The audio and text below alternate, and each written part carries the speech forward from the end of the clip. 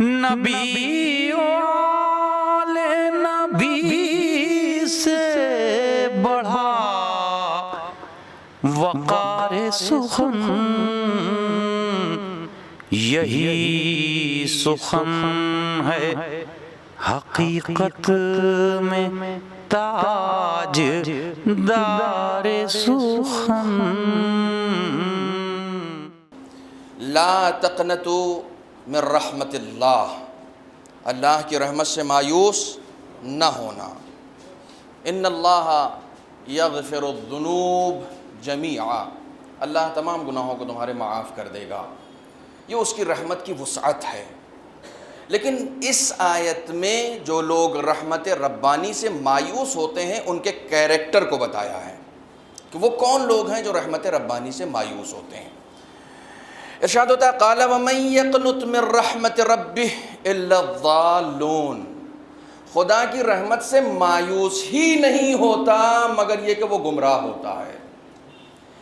جو گمراہ لوگ ہوتے ہیں صرف وہی رحمت ربانی سے مایوس ہوتے ہیں۔ ان حالات میں، جن حالات میں ہم زندگی گزار رہے ہیں، اس وقت رحمت کی بات کرنے کی ضرورت کیا ہے؟ ہم جس دور میں زندگی گزار رہے ہیں وہاں تنفر، قتل و غارت گری، تفرقہ، تفریق، لڑائیاں، ایک دوسرے کے خون بہانے کو سب سے زیادہ آسان سمجھنا، نفرتوں کی سیاستیں جہاں ہو رہی ہوں وہاں صرف اس کی رحمتوں کا تذکرہ کرنا اور یہ بتانا کہ اس نے جو رسول بھیجا تھا وہ پیکر رحمت بنا کر بھیجا تھا، جو کتاب بھیجی تھی اسے کتاب رحمت کا نام دیا تھا۔ اگر ہم اس کے بتائے ہوئے پیغامات کو عام کریں گے تو شاید باطل پرست قوتوں کی طرف سے جو رحمت کے مقابلے میں سیاست کی جا رہی ہے وہ سیاست ناکام ہو سکتی ہے۔ ایک صلوات پڑھیں محمد و آل محمد پر۔ یہ سب سے اہم موضوع ہے اور یہ موضوع آپ کے لیے خاص طور پر اہم اس لیے ہو جاتا ہے کہ رحمت کا اکتساب ہر ایک کو میسر نہیں ہوتا۔ یہ اور بات کہ اس کی رحمت عام ہے، یہ اور بات کہ اس کی رحمت سب کے لیے ہے۔ خدا بند عالم قرآن مجید میں ارشاد فرماتا ہے عذابی اصیب من اشاء ورحمتی وسعت کل شیء، میرا عذاب صرف اس کے مقدر میں ہے جس پر میں نازل کرنا چاہوں، ورحمتی وسعت کل شیء، لیکن میری رحمت کائنات کے ذرے ذرے پر ہے۔ آپ اس کی رحمت کی وسعت دیکھیں، وہ کہتا میں عذاب سب پہ نازل نہیں کرتا، بس اس پہ نازل کرتا ہوں جسے میں چاہتا ہوں۔ حالانکہ اس میں بھی ایک بڑا معانی و مفہوم اس میں پوشیدہ ہے کہ جس پر میں چاہتا ہوں، جس پر میں چاہتا ہوں کا مطلب یہ تھوڑی ہے کہ وہ کسی نماز گزار بندہ مومن پر بھی معاذ اللہ عذاب نازل کر سکتا ہے۔ نہیں، جب ہم اس کی عدالت کا اقرار کر چکے ہیں تو ہمیں یہ ماننا پڑے گا کہ اگر وہ کسی پر عذاب نازل کر رہا ہے، یہ جو کہا اس نے اصیب بہی عذابی اصیب بہی من اشاء، اس کا مطلب یہ ہے کہ وہ جس پر عذاب نازل کرے گا وہ عدالت کی بنیاد پر نہیں کر رہا ہے، چونکہ کچھ لوگوں کو وہ معاف بھی کر رہا ہے۔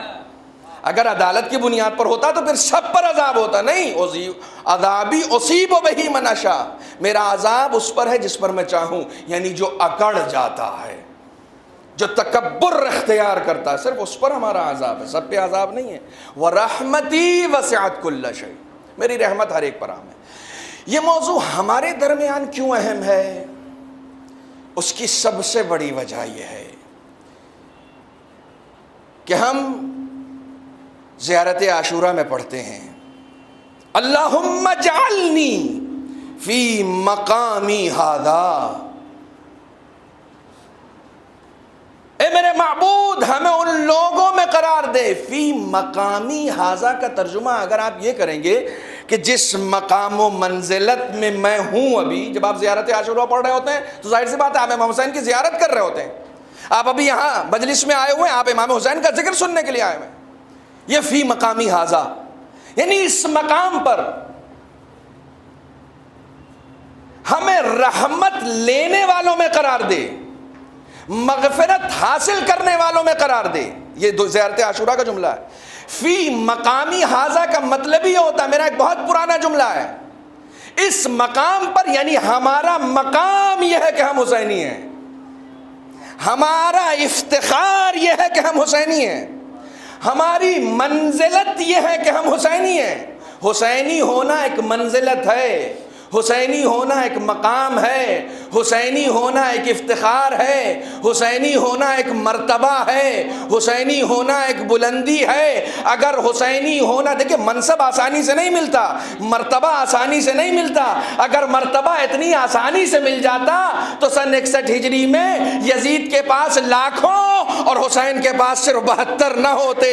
72 ہونا یہ بتا رہا ہے منصب سلیکٹڈ لوگوں کو ملتا ہے، ورنہ یزید کی فوج میں تو سب شامل ہو جاتے ہیں۔ صلوات پڑھیں محمد و آل محمد پر۔ منصب خاص لوگوں کو ملتا ہے، منصب آسانی سے نہیں ملتا، مرتبہ آسانی سے حاصل نہیں ہوتا۔ یہ ایک اعزاز ہے کہ ہم حسینی ہیں، یہ ایک اعزاز ہے۔ اور ایک یہ بھی جملہ شاید ہمارے بعض احباب نے سن رکھا ہو کہ ایک مرتبہ ہم حسین کا انتخاب کرتے ہیں اور ایک مرتبہ حسین ہمارا انتخاب کرتے ہیں۔ کربلا وہ نہیں جاتا جو حسین کو چنتا ہے، کربلا اس کا مقدر ہوتی ہے، حسین جسے چنتے ہیں۔ کربلا وہ نہیں جاتا جو حسین کو چنتا ہے۔ اگر حسین کو چننے والے کربلا چلے جاتے تو کوفے سے 40,000 خط لکھنے والے بھی کربلا میں ہوتے، کیونکہ وہ بھی تو عشق کا اظہار کر رہے تھے۔ نہیں، کربلا آپ کے انتخاب کا نام نہیں ہے، حسین کے انتخاب کا نام ہے۔ کربلا ہمارے منتخب کردہ نہیں، ہم نہیں جا سکتے۔ فی مقامی ہذا، اس مقام پر ہمیں رحمت عطا کر، ہمیں مغفرت سے مالا مال فرما، فیضیاب فرما۔ ایک وسیع موضوع ہے رحمت۔ خداوند عالم نے جس رسول کو ہماری ہدایت کے لیے بھیجا، اسے یہ کہہ کر بھیجا وما ارسلناک الا رحمتا للعالمین۔ غلط فہمی میں نہ رہیے گا کہ رسول مسلمانوں کے لیے رحمت ہے۔ دیکھیے بات یونیورسل ہونی چاہیے۔ اسلام کمیونلزم کو پسند ہی نہیں کرتا، اسلام محدود باتیں کرتا ہی نہیں ہے، وہ ہمیشہ آفاقی باتیں کرتا ہے، یونیورسل گفتگو ہوگی۔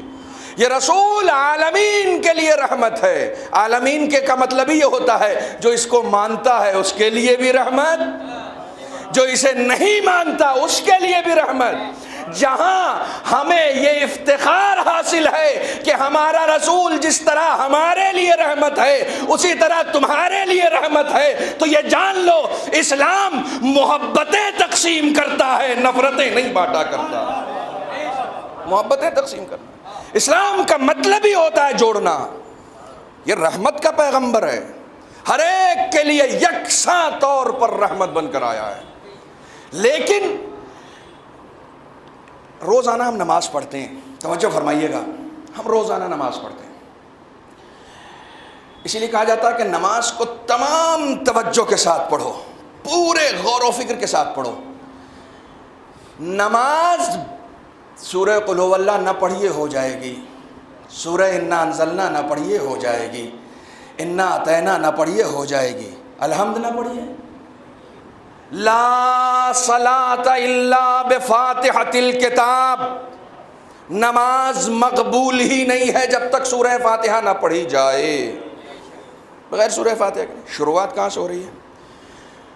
بحمداللہ یہ فرقہ وہ فرقہ ہے جو بسم اللہ کو ہر سورے کا جز مانتا ہے۔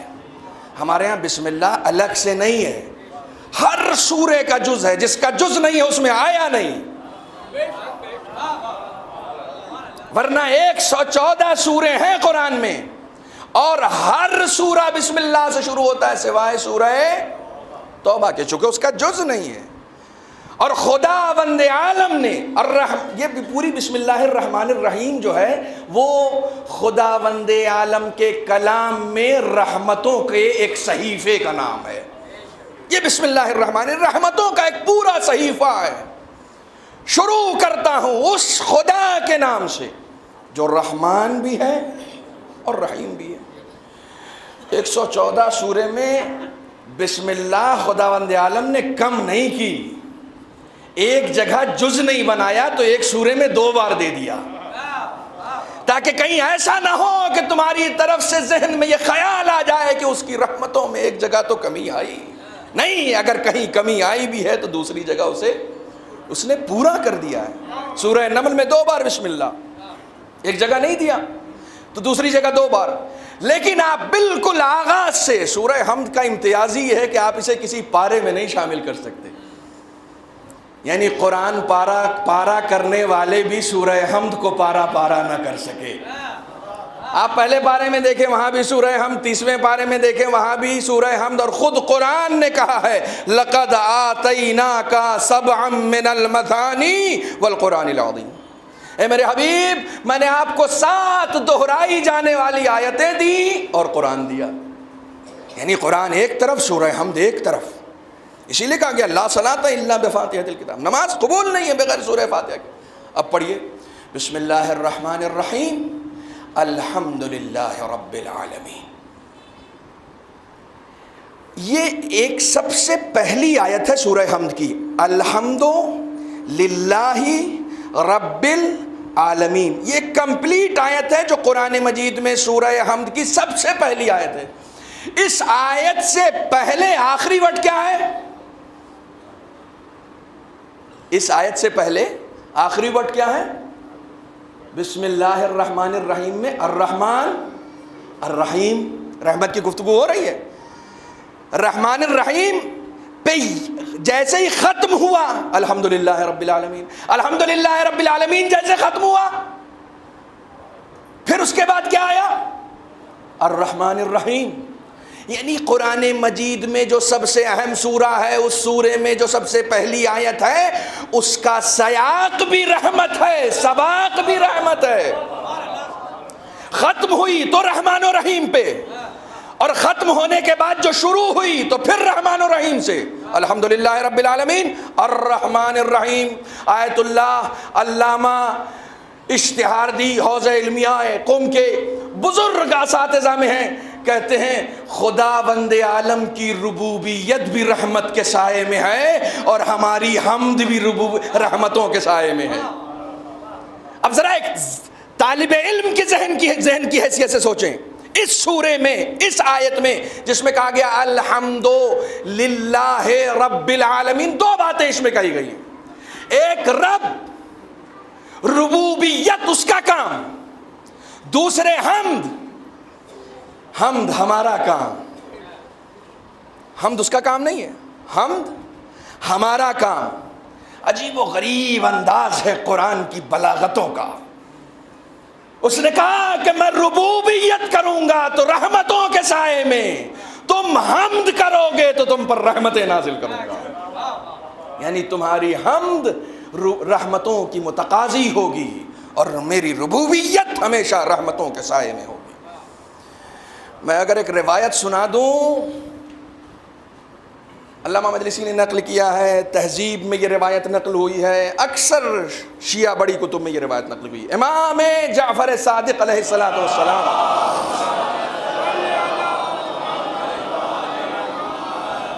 پوچھا گیا خدا کتنا رحیم ہے، اس کی رحمت کتنی گستردہ ہے، کتنی پھیلی ہوئی ہے؟ اللہ اکبر، اس سے زیادہ کوئی اور بیان ہی نہیں کر سکتا جو اہل بیت کے گھر والے بیان کر سکتے ہیں، اس سے زیادہ کھول کر کوئی نہیں بیان کر سکتا۔ امام نے فرمایا حتی یطمع ابلیس فی رحمتہ، میدان محشر میں اس کی رحمت اتنی عام ہوگی کہ ابلیس کے منہ میں بھی پانی آ جائے گا کہ شاید آج میں بھی معاف کر دیا جاؤں۔ امام نے اس کے بعد فرمایا حالانکہ وہ معاف نہیں کیا جائے گا لیکن اس کی رحمت اتنی عام ہوگی کہ خود شیطان کو بھی، اور ہماری خواتین آئی ہیں اکثر علماء حضرات سے پوچھا جاتا ہے کوئی عمل بتائیے، کوئی ورد بتائیے، آج ایک ورد بھی لکھ لیجئے۔ تمام علماء نے نقل کیا، مستند کتابوں میں آیا ہے، ہمارے انبیاء کا ورد ہے، یہ ہمارے ائمہ کا ورد ہے۔ فرمایا جو سجدے میں 7 مرتبہ یا ارحم الراحمین کہہ کے خدا کو بلاتا ہے، 7 مرتبہ یا ارحم الراحمین کہہ کے خدا کو بلاتا ہے، اے رحم کرنے والے، سب سے زیادہ رحم کرنے والے، اے سب سے زیادہ رحم کرنے والے۔ امام کی لفظیں ہیں 7ویں مرتبہ الرحمن الرحیم کی نون تک پہنچتا نہیں ہے کہ قدرت آواز دیتی انا ارحم الراحمین قل حاجتک، میں ہی تو ارحم الراحمین ہوں، اپنی حاجت تو بیان کر، میں ارحم الراحمین ہوں، اپنی حاجت بیان کر۔ اور امام نے فرمایا کہ لوگوں نے 7 مرتبہ اس لفظ کا ورد کر کے دعا نہیں مانگی مگر یہ کہ وہ دعا قبول ہوئی ہے۔ وہ ایسا رحیم و کریم ہے، اگر کوئی اسے اس کی رحمت کا واسطہ، آپ دعائے کمیل پڑھتے ہیں، خالق نہج البلاغہ نے وہ دعا اپنے شاگرد کمیل کو تعلیم کی ہے۔ نہج البلاغہ کا خالق علی کون؟ عالم علم لدنی، علی کون؟ جس نے رسول سے ایسے علم لیا کہ خود کہا زقنی رسول اللہ زقن زقا، رسول نے مجھے ایسے علم دیا کہ جیسے چڑیا اپنے بچے کو دانا چگاتی ہے، انا مدینۃ العلم وعلی بابھا، یہ رسول نے علی کے بارے میں کہا، جو علی عالم علم لدنی ہو، جو علی ایسا عابد ہو کہ جس کے بارے میں امام سید سجاد نے کہا کہ میں کیا عبادت کروں گا جو عبادت میرے جد علی مرتضیٰ کیا کرتے تھے، جس کی عبادت کا اعتراف زین العابدین کو ہو، جس کے سجدوں کا اعتراف سید الساجدین کو ہو، اس کی عبادتوں اور اس کے علم پر شک نہیں کیا جا سکتا۔ جب اس نے دعا تعلیم کی کہ اے کمیل خدا کی بارگاہ میں کیسے دعا کرنا، تو دعا کا آغاز ہی یہیں سے ہوا، اللہم انی اسألک برحمتک التی وسعت کل شیء، اے میرے معبود میں تیری رحمت کے طفیل میں تجھ سے سوال کر رہا ہوں۔ دعا کا آغاز یہاں سے ہوا، یہ ہے اس کی رحمت۔ بیٹی کو رحمت کہا گیا ہے، بیٹے کو نہیں۔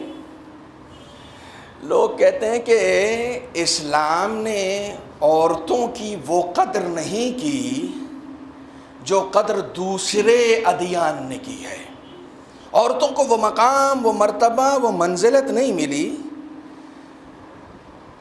جو دوسرے ادیان میں دی گئی، جبکہ اسلام نے جتنی عورتوں کی قدر کی ہے کسی نے نہیں کی، کسی نے نہیں کی۔ یہ صرف خطیبانہ سخن ترازی تھوڑی ہے۔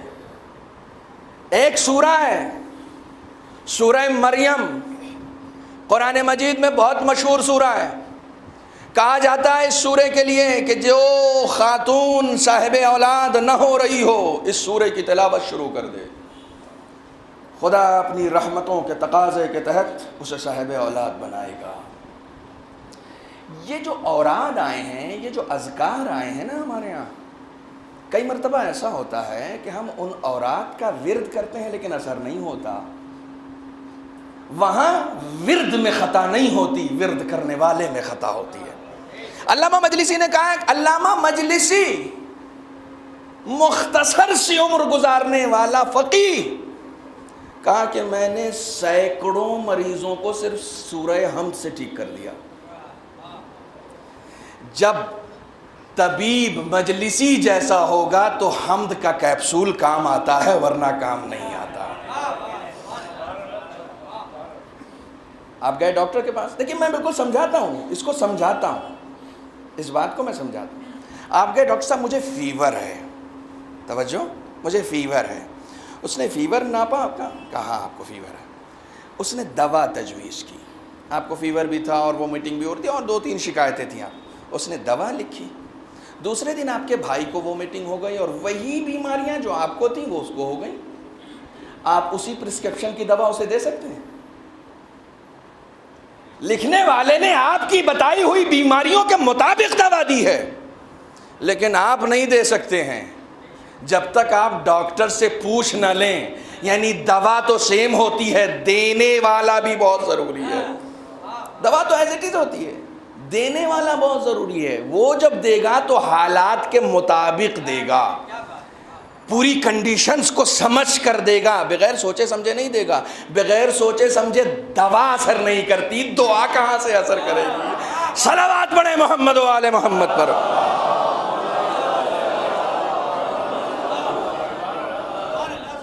بغیر سوچے سمجھے دوا نہیں اثر کرتی، دعا کہاں سے اثر کرے گی؟ یا ارحم الراحمین ایک ایسا ورد کہ جہاں صرف رحمتوں کی گفتگو ہوئی ہے.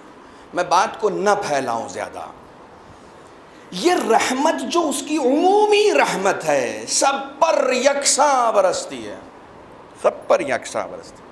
اس کا اکتساب بھی تو ضروری ہے نا، اسے حاصل بھی تو کرنا ہے. کہ حسینی ہونا ایک اعزاز ہے، ایک بلندی ہے، ایک مرتبہ ہے. یہ مرتبہ کیسے حاصل ہوگا؟ کہا صاحب یہ مرتبہ حاصل ہو جائے گا، ہم کو بچپنے سے ہماری والدہ مجلسوں میں لے کر آتی ہیں، ہم حسین کو پہچانتے ہیں، ہمارے اندر حسین کی معرفت ہے، ہم امام حسین کو تیسرا امام تسلیم کرتے ہیں، ہم امام حسین کی امامت کو تسلیم کرتے ہیں، آپ کی طہارت کو تسلیم کرتے ہیں، آپ کی عصمت کو تسلیم کرتے ہیں، آپ پر بھرپور عقیدہ ہے، اس لیے ہم حسینی ہیں. تو ماننے والا صرف حسینی نہیں ہوتا، صرف ماننے والا حسینی نہیں ہوتا. جامع ملیہ کے بلڈنگ کے پاس مکان لینے سے کسی کو پی ایچ ڈی تھوڑی ہوتی ہے، یونیورسٹی کے بغل میں رہنے سے کوئی عالم تھوڑی ہوتا ہے. کہا صاحب یونیورسٹی میں جب تک جاؤ گے نہیں، وہاں سے کسب فیض کرو گے نہیں، تب تک علم حاصل کہاں سے ہوگا؟ پڑوس میں رہنے سے علم نہیں ملتا، جامع ملیہ کی تعریف کرنے سے بھی علم نہیں ملے گا. کہاں صاحب کیا ادارہ ہے، کیا کہنے، زبردست.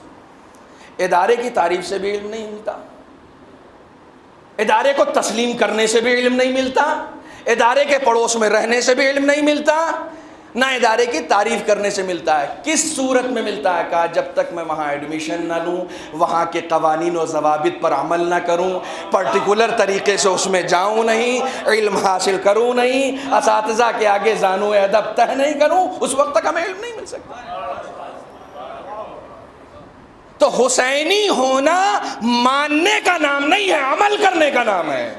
یہ منصب، یہ مرتبہ مانتے تو بہت سارے لوگ ہیں، مانتا تو وہ بھی ہے جس کا مذہب حسین کا مذہب نہیں ہے، مانتا تو وہ بھی ہے. ہندو شاعر کا شعر ہے نا، قاتل ہوں کافر ہوں مگر قاتل شبیر نہیں ہوں. یہ تو ہندو شاعر کا، مانتا تو وہ بھی ہے. کم سے کم وہ اتنا اقرار ضرور کرتا ہے، کافر اتنا بدتر نہیں ہوتا جتنا قاتل حسین بدتر ہوتا ہے. وہ کم سے کم یہ اقرار کرتا، لیکن حسینی نہیں ہو سکتا. وہ حسینی ہونے کا مطلب حسین کو فالو کرنا، حسین کو فالو کرنا. میں بالکل ایک پریکٹیکل بات عرض کر رہا ہوں، بالکل پریکٹیکل. شاید چونکہ میں اوکھلا میں کثرت سے مجلسیں پڑھ رہا ہوں، لہٰذا ہو سکتا ہے یہ بات آپ میں سے بعض برادران نے سن رکھی. بالکل پریکٹیکل بات عرض کر رہا ہوں.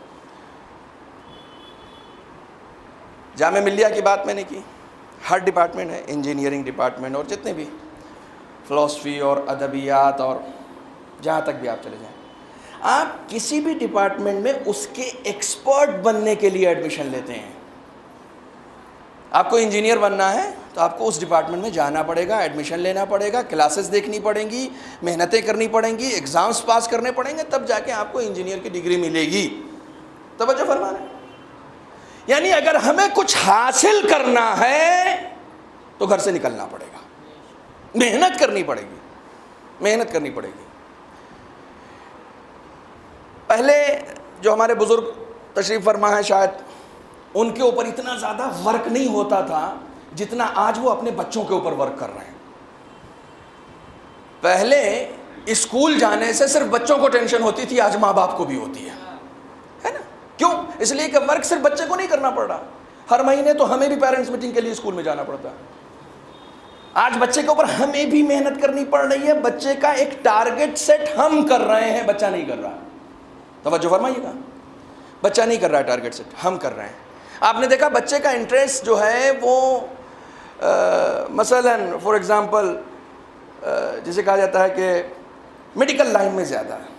آپ نے بچے کو میڈیکل لائن میں محنت کرائی اور اسی لائن میں آپ اسے آگے بڑھاتے گئے، اس کے اوپر پیسہ خرچ کیا، اس کے لیے اچھے ٹیوٹر لگائے آپ نے، اس کے لیے اچھا انسٹیٹیوٹ ڈھونڈا اس کے کوچنگ کے لیے، اس کے لیے اچھا کالج، ایک اچھا نظام تعلیم، ایک اچھا سلیبس، ایک اچھے اساتذہ، ایک اچھا ماحول. بچہ 25 سال کا ہو گیا، 3 سال کی عمر سے آپ بچے کے اوپر محنت کرتے رہے. کیا کرنا ہے؟ صاحب ڈاکٹر بنانا ہے. کیا بنانا ہے؟ صاحب انجینئر بنانا ہے. چلیے انجینئر ڈاکٹر کچھ نہیں بنے. پھر آپ اتنی محنت کیوں کر رہے ہیں؟ کہا صاحب اس لیے کر رہے ہیں کہ بڑا ہو کے کم سے کم اس سرکار میں کوئی نوکری تو اسے مل جائے. توجہ فرمائیے گا. اس سرکار میں بڑا ہو کر اسے کوئی نوکری تو مل جائے, کسی کام کے لائق تو ہو جائے. عجیب و غریب بات ہے, ہم ذرا سا عقل کے اگر ناخون لیں, اپنے بچے کو اپنی چنی ہوئی سرکار کا نوکر بنانے کے لیے بچپن سے لے کر جوانی تک اس پہ پیسے خرچ کرتے ہیں, اس کو اساتذہ دیتے ہیں, اس کو انسٹیٹیوٹ دیتے ہیں, اس کو اچھا ماحول دیتے ہیں, اس کے ایسے سماج میں اسے رکھتے ہیں جس سماج میں اس کی نشو نما ہو سکے. اتنی محنت کرنے کے بعد ہم بچے کو اس لائق بناتے ہیں کہ وہ ہماری چنی ہوئی سرکار میں نوکر بن سکے. جب ہماری چنی ہوئی سرکار میں نوکر بننا اتنا مشکل ہے تو حسین خدا کی چنی ہوئی سرکار کا نام ہے. اگر ہمیں بچے کو حسینی بنانا ہے, حسین کا نوکر بنانا ہے, تو بچپنے سے اس پر محنت کرنی پڑے گی, تاکہ جب بڑا ہو تو اسلام دشمن طاقتیں مختلف عقیدوں کے ذریعے سے اس کے ذہن کو ہلا نہ سکیں, کیونکہ بچپن سے آپ نے حسینی اسے بنا کر اس کی بنیادیوں کو اتنا مضبوط بنا دیا ہے کہ اس کے قدم میں تزلزل نہیں آتا. یہ محنت تو ہمیں بچپن سے کرنی پڑے گی. آج اسلام دشمن طاقتیں آسانی سے اس قوم میں تفرقہ ڈال رہی ہیں, آسانی سے. سینٹر بن گئے بڑے بڑے. یہاں کیا ہو رہا ہے صاحب؟ یہاں مولائے کائنات کے جشن پہ ڈانس ہوتا ہے. یہاں کیا ہو رہا ہے صاحب؟ یہاں مولائے کائنات کے جشن پہ تبلی بجائی جاتی ہے.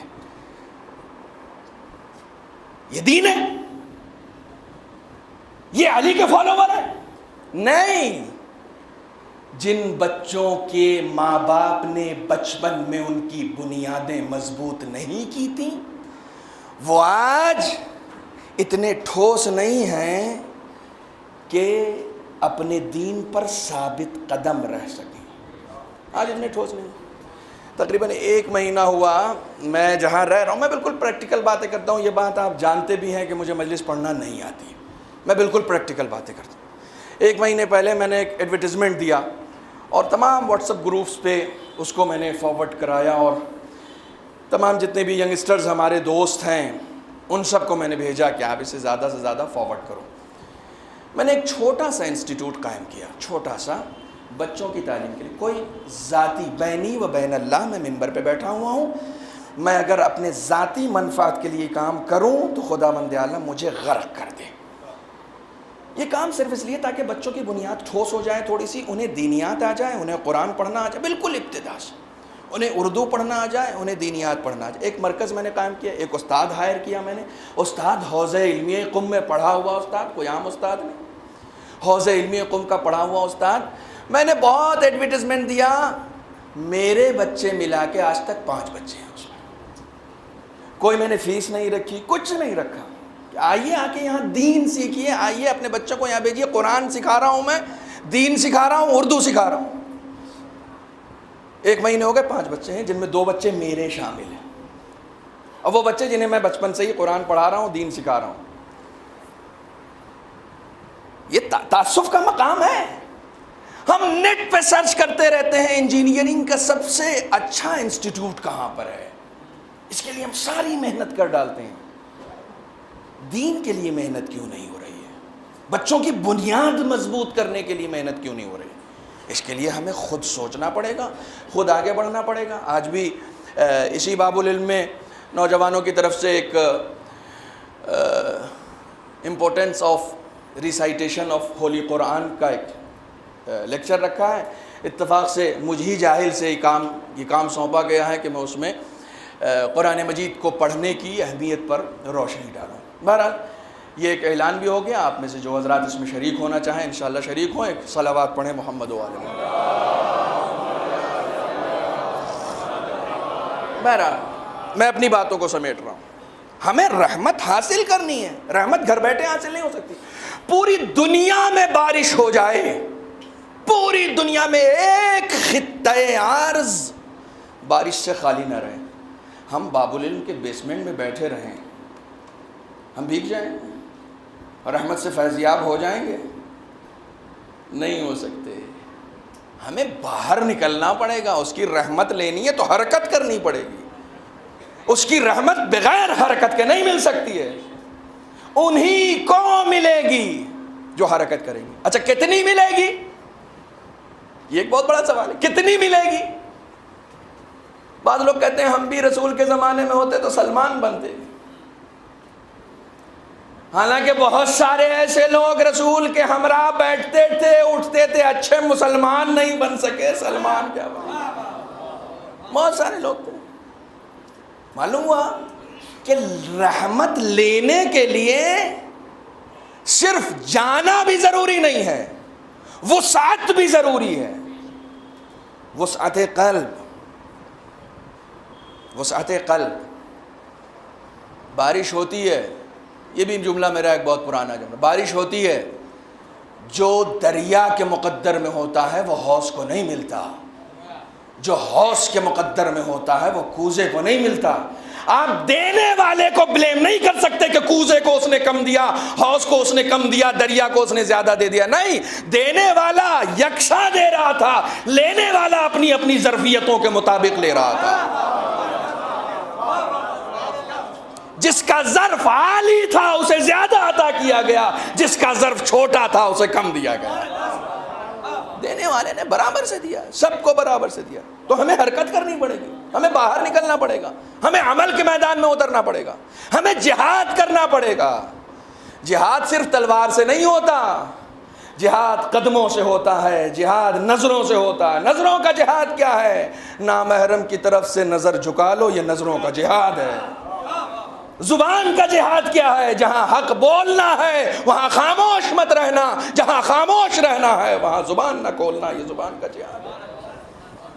کانوں کا جہاد کیا ہے؟ وہ سنو جو حسین چاہتے ہیں, وہ نہ سنو جو حسین نہیں چاہتے. یہ کانوں کا جہاد ہے. ہر شے کا ایک جہاد ہے. ہمیں اس جہاد کے میدان میں اترنا پڑے گا, اس عملی میدان میں اترنا پڑے گا, تب اکتساب ہوگا. صرف دو باتیں عرض کروں. کیسے ملے گی رحمت؟ سب سے پہلی چیز رسول اکرم صلی اللہ علیہ وآلہ وسلم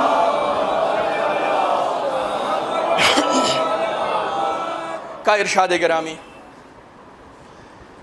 ارحموا من فی الارض یرحمکم من فی السماء. اللہ اکبر. جو زمین پر ہیں ان پر تم رحم کرو, آسمان والے تم پر رحم کریں گے. ارحموا من فی الارض ایک عام حکم ہے رسول کا, جو بھی زمین پر ہے تم اس پر رحم کرو اگر رحمت چاہتے ہو. یرحمکم من فی السماء, آسمان میں تم پر رحم کیا جائے گا. جو آسمان میں ہے وہ تم پر رحم کریں گے. جب انسان قبر میں جاتا ہے نا, ماں کا انتقال ہو جائے, بیٹا قبر کا آخری پتھر رکھ کے آ جاتا ہے. اس وقت ماں کی قبر کے ساتھ صرف تنہائی ہوتی ہے, کوئی مونس نہیں ہوتا, کوئی یاور نہیں ہوتا, کوئی مددگار نہیں ہوتا. اس وقت دو فرشتے آتے ہیں, سوال کرتے ہیں. ایک ان میں سے عذاب دینے والا بھی ہوتا ہے. اس عذاب دینے والے کے دل میں اگر رحم ڈالنا ہے اس دنیا میں, رحم کو عام کر دو. جتنا تم اس دنیا میں رحم کر کے جاؤ گے قبر میں تم پر رحم کیا جائے گا. جتنا تم اس دنیا میں رحم کر کے جاؤ گے عالم برزخ میں تم پر رحم کیا جائے گا. جتنا تم اس دنیا میں کس پر رحم کرنا, بچوں پر, بیویوں پر, اولاد پر. دیکھیے بات ہمیشہ گھر سے شروع ہونی چاہیے. رسول اسلام کی ایک اور حدیث ہے, خیرکم خیر لأہلکم. آپ پوچھتے ہیں کہ بھئی سب سے اچھا آدمی کون ہے؟ ارے صاحب یہ مولانا ہے, بڑی اچھی مجلس بھی پڑھتے ہیں, بڑے شریف النفس آدمی اور بڑا. بھیا کسی کے سر پہ امامہ اور کسی کے القاب میں مولانا دیکھ کر اسے اچھا طے نہ کرنا. اگر اچھا طے کرنا ہو تو جاؤ پوچھو یہ اپنے گھر میں کیسا ہے. یہ رسول کہہ رہے ہیں, میں تھوڑی کہہ رہا ہوں. جاؤ پوچھو یہ اپنے گھر میں کیسا. رسول کہتے ہیں خیرکم خیر لأہلہ, تم میں سب سے بہتر وہ ہے جو اپنے گھر میں بہتر ہو. جو اپنے گھر میں بہتر نہیں ہے وہ باہر اچھا کیا ہوگا, وہ باہر کیا اچھا ہوگا. پہلے گھر میں اچھے بنو. رحم کرنا اپنے بچوں پر, اپنے رشتہ داروں پر. تم تو مرسیڈیز میں گھوم رہے ہو, تمہارے رشتہ داروں کے پاس کھانے کے لیے 2 وقت کی روٹی نہیں ہے, تو تم کس امید سے قبر میں جا رہے ہو کہ خدا ہم پر رحم کرے گا؟ اپنے رشتہ داروں پر تو تم نے رحم کیا نہیں, قبر میں تم پر رحم ہوگا. تمہارا ایک چاہنے والا بغیر علاج کے کینسر کے مرض میں مر گیا, اور تم اپنے گھر کے اس مریض کو جس کو ڈاکٹر نے کہہ دیا تھا کہ یہ لا علاج ہے, اس کے لیے بھی تم نے لاکھوں خرچ کر دیے. تم کس امید سے قبر میں جا رہے ہو؟ ارحم, رحم کرو, رحم کرو. موسیٰ, تمہیں معلوم ہے میں نے تمہیں نبوت کیوں دی؟ معبود تو بہتر جانتا ہے. اب دیکھیں خدا یاد دلا رہا ہے, مقصد یہ نہیں کہ نبوت اس وجہ سے دے دی, ایک بات کی اہمیت کو بتانا ہے. موسیٰ تم بھیڑیں چراتے تھے؟ جی مالک میں بھیڑیں چراتا تھا. ایک بھیڑ تمہارے گلے سے الگ ہو گیا تھا. لفظیں غور کیجئے گا, رسول نے کیا کہا؟ ارحموا من فی الارض, رحم کرو جو زمین پر ہے, انسان ہی نہیں. تمہارے گھر کے دروازے پر اگر ایک نجس جانور بھوکا ہے اور تم گھر میں پیٹ بھر کے سو گئے, تو اس بھوکے نجس جانور کے سوال کے لیے محشر میں تیار رہنا, تیار رہنا.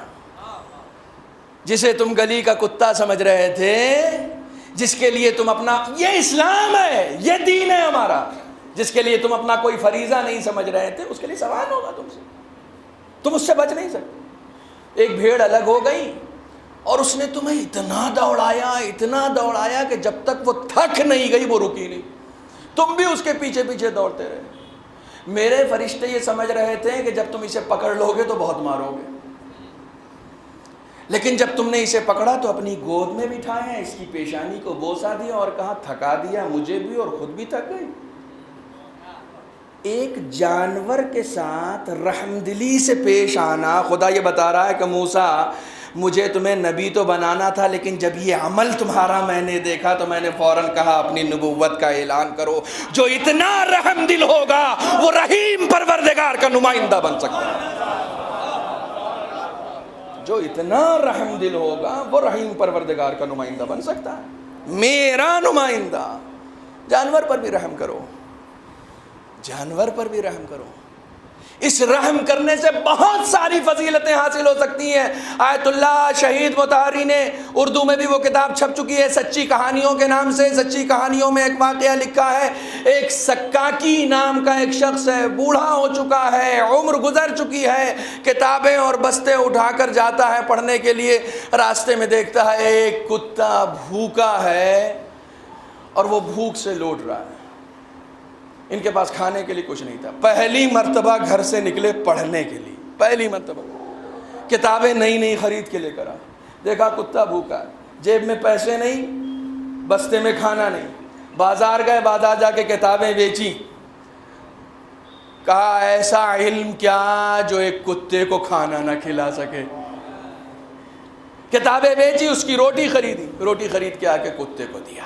یہ عمل خدا کو اتنا پسند آیا کہ پھر اسے کسی مکتب جانے کی ضرورت نہیں ہوئی. خداوند عالم نے اس علم کے لیے کہ جس کے لیے رسول نے کہا العلم نور یقذفہ اللہ فی قلب من یشاء, علم نور ہے, اللہ جس کے دل میں چاہتا ہے اتار دیتا ہے. اس کو علم سے مالا مال کر دیا, اسے ایک عمل سے, اس ایک عمل سے جو رحم کی بنیاد پر ہوا تھا, علم سے مالا مال کر دیا اللہ نے. علم چاہیے تھا. ایک بہت مانوس نام ہے, آپ کے لیے بہت مانوس ہے. جناب زینب کے شوہر عبداللہ ابن جعفر طیار, باپ کا نام جعفر طیار. جس کا باپ جعفر طیار ہوتا ہے نا, اسی کا بیٹا عبداللہ ہوتا ہے. کون تھے جعفر طیار؟ خداوند عالم کے رسول نے ان کو حبشہ بھیجا تھا. ہر ایک کی ذمہ داری ہوتی ہے نا, تم یہاں جاؤ, یہاں جا کے تبلیغ کا کام کرو. ان کو حبشہ بھیجا تو کالے لوگوں کے درمیان, جاؤ وہاں جا کے تبلیغ. مشقت تبلیغ کی انہوں نے برداشت کی. ہمیں تبلیغ کے لیے بلایا جاتا, ہم پہلے سے طے کر لیتے ہیں بھائی آ تو رہے ہیں, کیا دیجئے گا. جناب جعفر طیار نے رسول سے کچھ طے نہیں کیا. انہیں معلوم ہے خدمت کے لیے اجرت نہیں لی جاتی ہے. یہ خدمت ہے، اجرت نہیں. گئے تبلیغ کی، تبلیغ کر کے واپس آئے. جب واپس آئے تو اتفاق سے جس دن واپس آئے اس دن فتح خیبر کا دن تھا. اب آپ سوچ لیجیے کتنی خوشی کے دن آئے تھے. خیبر فتح ہوا تھا. رسول اسلام نے جیسے ہی جعفر طیار کو دیکھا خوشی سے جھوم اٹھے اور اپنے اصحاب کے درمیان کہنے لگے میں آج اپنی خوشی کا اظہار نہیں کر سکتا، میری سمجھ میں نہیں آ رہا ہے میں فتح خیبر کی خوشی مناؤں کہ جعفر طیار کے آنے کی خوشی مناؤں. یہ مقدس مقام ہے جعفر طیار کا. کہنے لگے جعفر یہ بتاؤ جب تم گئے تھے تو اسلام قسم و پرسی کا شکار تھا، بڑی غریب الوطنی تھی، بڑی بے کسی تھی، بڑی بے حالی تھی. آج اسلام کے پاس سب کچھ ہے، بتاؤ کیا چاہیے. ہم نے بہت ساری جنگیں جیت لی ہیں، اونٹ باغات سب کچھ ہے ہمارے پاس، کیا چاہیے تمہیں. کہا یا رسول اللہ جو دنیا و آخرت کے لیے بہتر ہو وہ آپ دے دیں. کہا جعفر ایک نماز دے دوں. کہا یا رسول اللہ اس سے بہتر کیا ہوگا. جو آپ نماز جعفر طیار پڑھتے ہیں فتح خیبر کے دن رسول اسلام نے جعفر کو دی تھی. اب جعفر کا شکر ادا کریں، مال لیتے، باغات لیتے، اونٹ لیتے، ان کے کام آتی، ان کے بچوں کے کام آتی. نماز لے لی ان کے بھی کام آئی، پوری قوم کے کام آئی. طلب تو آپ دیکھیں کہ طلب کیا کر رہا ہے سامنے والا. ہم آج تک پڑھتے ہیں جب اپنے گناہوں کے دلدل میں غرق ہونے لگتے ہیں تو پھر ایک مرتبہ یاد آتا ہے نماز جعفر طیار کا سہارا لو اور جمعے کے دن جمعے سے پہلے اس نماز کو پڑھو. روایت ہے کہ اگر کوئی نماز جعفر طیار پڑھ لے تو وہ ایسا ہو جاتا ہے جیسے ماں کے بطن سے اسی دن پیدا ہوا. یہ اس کی رحمت کے تقاضے ہیں. جعفر طیار کے بیٹے عبداللہ کہتے ہیں میں بازار میں بیٹھا ہوا تھا، ایک غلام آیا، وقت بہت زیادہ ہو گیا. ایک غلام آیا اور حبش کا رہنے والا ہے غلام. میں نے غلام کو دیکھا کہ اس نے ایک جگہ اپنا دسترخوان بچھایا، اپنی پوٹری اتاری اور کھانے کے لیے جو کچھ بھی اس کے پاس تھا اس نے دسترخوان پہ سجایا. سجانے کے بعد کیا دیکھتا ہے، جیسے ہی سجایا ویسے ہی ایک کتا اس کے سامنے آ کے بیٹھ گیا اپنی زبان باہر کر کے اس طریقے سے کہ جیسے بہت بھوکا ہو. اس نے ایک روٹی اٹھائی دے دی، اس کے بعد بھی بیٹھا رہا، دوسری روٹی اٹھائی تیسری دے دی، تیسری چوتھی جو کچھ اس کے پاس اساتہ تھا وہ سب اس نے دے دیا. بعد میں دسترخوان سمیٹا اٹھ کے جانے لگا. یہ منظر جناب عبداللہ دیکھ رہے تھے بیٹھے، جناب زینب کے شوہر یہ منظر دیکھ رہے تھے دور سے بیٹھے. کہا عجیب غلام ہے، غلام ہے. نہیں، اس کا جسم تو غلام تھا، روح آزاد تھی. کچھ غلام ایسے ہوتے ہیں جسم آزاد ہوتا ہے، روح غلام ہوتی ہے. جس وقت گناہوں کے چنگل میں پھنستے ہیں تو اس وقت پتہ چلتا ہے غلام ہے یا آزاد ہے. گناہوں کا اسیر ہو گیا تو غلام ہے. دسترخوان سمیٹا، جناب عبداللہ نے بلایا ادھر آؤ. کہ یہ کیا تھا؟ ایک کتا نے جس جانور تم نے پورا کھانا اٹھا کے دے دیا، کچھ نہیں کھایا. کیوں؟ کہا مجھے شرم آتی ہے، جس خدا نے مجھے پیدا کیا ہے اسی خدا نے تو اسے بھی پیدا کیا. اس کا رزق بھی اس نے کہیں نہ کہیں بھیجا ہوگا لیکن اس کا رزق اسے ملا نہیں.